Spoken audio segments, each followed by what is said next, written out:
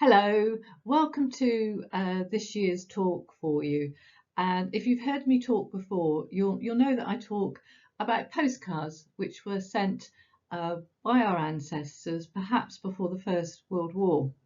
Now, this period was regarded as the golden era of sending postcards, so there's never a shortage of cards for someone like me to actually buy. Now, very often people buy postcards to illustrate their family history, to find a location where their ancestors lived. And sometimes they don't even look at the message on the reverse of the card. And that's really where the stories are. Now, usually I'm looking at the people who sent and received the cards and creating a snapshot of their family tree. And that's the story. But the cards I've chosen for you today actually have a story in the messages that our ancestors wrote. And they open the door, I think, to parts of our history that we might not actually be that well aware of. So this first postcard was sent from the Imperial International Exhibition, which you can see was held in London in 1909. And the card was actually sent from there. You can see that on the cancellation mark. And it was sent to a family in Cambridgeshire. And the message on the card says, E was afraid to go on the flip-flap. Very few people here. It is not so good as last year. And then in different writing, enjoying myself immensely. Now, the recipient was the wife of a bootmaker in Cambridgeshire. And that tells us, doesn't it, that the people that were going to these exhibitions were working class. They could have been any of our ancestors, and that they went regularly. Now, these exhibitions were held annually, and then you would have the coronation exhibitions, exhibitions that promoted the empire. So when we look at this card, I think it's quite interesting because very often you'll see in the images of these exhibitions how finely everyone is dressed. And of course, this would have been an important occasion for them. But they weren't necessarily well off, were they? They were people that had jobs that needed to save up to go to the exhibitions. Now, the flip-flap, as you can see in the image there, carried 50 passengers and at its highest point was 170 feet off the ground. Travel is perfectly smooth and without the slightest vibration, the passengers having no sense of movement. So you can imagine the arms moving, can't you? It must have been quite a spectacle to see it, and I'm not surprised that E was afraid to actually have a go on it. Now, this card isn't quite so light-hearted, and it's a reminder actually that the image on the cards was secondary to the actual sending of a postcard. We have a card there which shows Balmoral Castle in Scotland, but it's actually sent between people that lived in London. People had stocks of postcards to use. In the same way that you perhaps don't leave the house without your phone, people wanted their postcards with them so that they didn't have to worry about finding one before they could send a quick message off. Now, the actual postcard was sent in 1917 in July, and it was sent to an address in Forest Gate in London. Dear Aunt, just a line to let you know we are all safe. I hope you all are after this last lot.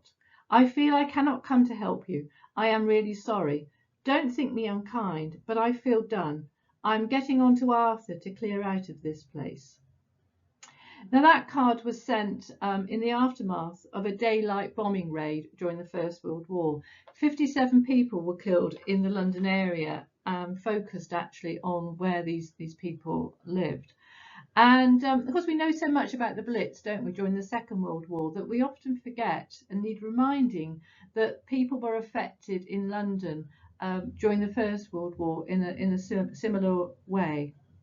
So this card really does open the door, I think, to that part of our history. And you could buy that card thinking it's a nice view of Balmoral Castle, which is actually why I chose it. And it was only when I did the research and looked at what was happening in the area that I discovered the story of the bombing raids that affected this family. Now, this card was bought at a flea market, 20p, I think it was, not very expensive, and it was a nice view of that street, and that's why I chose it. And it was only later, when I looked at the message, that I realised there was something else that was much more important going on here. Now, the message on the card is actually an excerpt from a poem by Edgar Allan Poe. The moaning and groaning, the sighing and sobbing are quieted now. With that horrible throbbing at heart are that horrible, horrible throbbing. And you can possibly make out, it was sent in January 1923, and they've actually written the date January the 9th. And also that it says Holloway and Pentonville prisons. Now, on that date, there were simultaneous executions of Edith Thompson and Frederick Bywaters, who had both been found guilty for the murder of Edith's husband, Percy.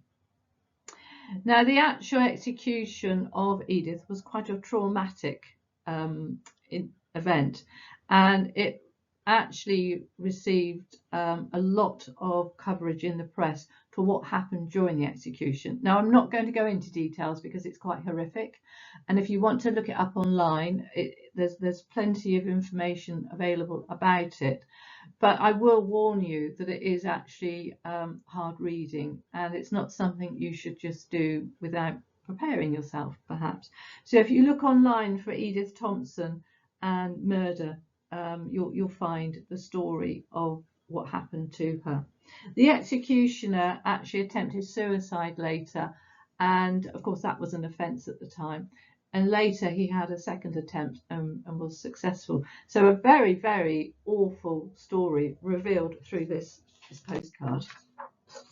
Now, finally, I have a postcard of Scarborough, which was sent to children of this in 1905, and it was sent to them by their aunt.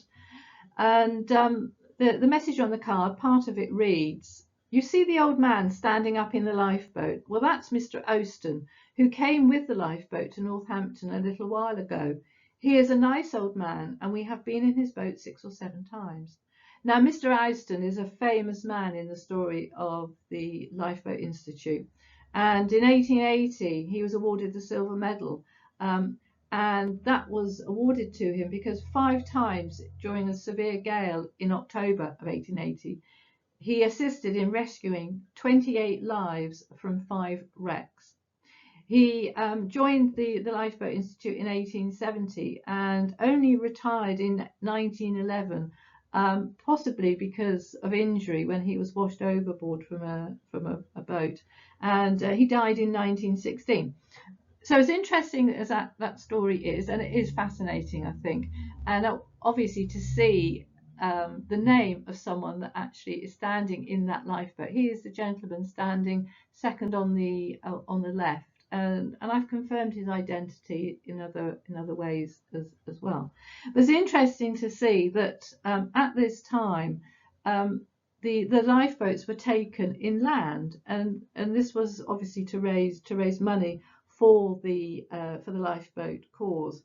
And in 1905, there was a lifeboat day held in Northampton. There were demonstrations of what the crew would do, and there was a concert. 300 to 400 people were out and about collecting, and almost £100 was raised. So I didn't realise that lifeboats were taken inland for this kind of purpose. I grew up in Swanage, in Dorset, on the south coast, and lifeboats are a big part of that community, and so I've never actually considered how people inland regarded the lifeboats. So for me, that was an interesting story, and one that surprised me really. Later, I think the following year, the people in Northampton decided that it was too expensive to bring the lifeboat into their community again. But the lifeboat crews did actually go into towns to help raise money in the best way that they could, which was to be seen wearing their uniforms and their protective and life-saving kit. So that's the last postcard that I wanted talk to you about today. I hope perhaps it's opened your eyes to another opportunity to create a hobby for yourself. If you have postcards already, do have a look at them, see exactly what the messages are, and perhaps you're lucky enough to own postcards that your own family sent many generations ago. Anyway, that's the end of my talk. I hope you've enjoyed it, and I hope you enjoy the rest of the talks available to you.